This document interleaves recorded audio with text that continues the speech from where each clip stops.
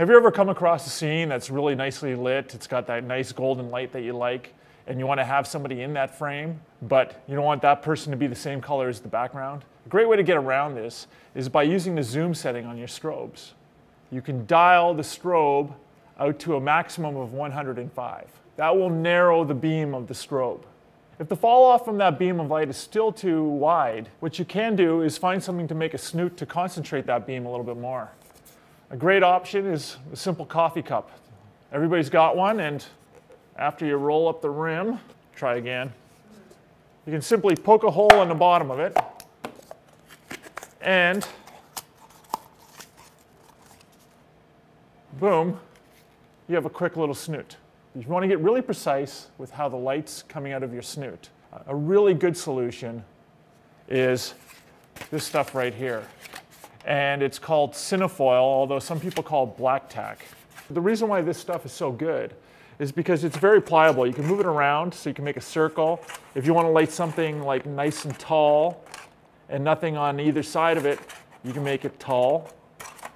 Or if you want to just do something nice and direct and wide, you can make it nice and wide. If you're just shooting something and you don't want the light to spill onto the background, you can make it like this, and it's a little bit like a gobo to prevent the light from hitting a background or from hitting your camera lens. In this picture of Peggy Nash when she was running for the NDP leadership, the home had these nice warm lights, warm colors everywhere, and I wanted to keep that feel in the picture. So what I did is I set up a flash and I put the black tack on it, and I made a nice narrow beam so I just illuminate her in her chair.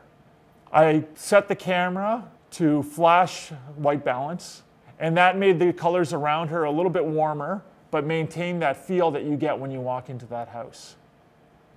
In this picture of Matthew Quick, I used two lights with snoots on them.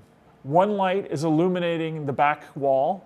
It's a cornered wall, so I'm illuminating one side only, and I have the black tack set up like this on the light, so it only lights one side, and there's no spill onto Matthew Quick, the author.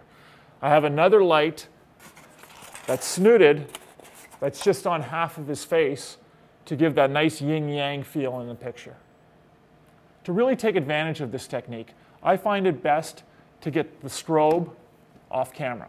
Recently, companies like Canon have introduced a radio slave option, where you can put this little radio slave up on top, and it'll trigger your flash. So if you come across that amazing scene with great ambient light, but there's not enough light to light your subject, remember to dial up your ISO a little bit, dial down your shutter speed, get some way of getting your flash off camera, get your snoot on, and fire away.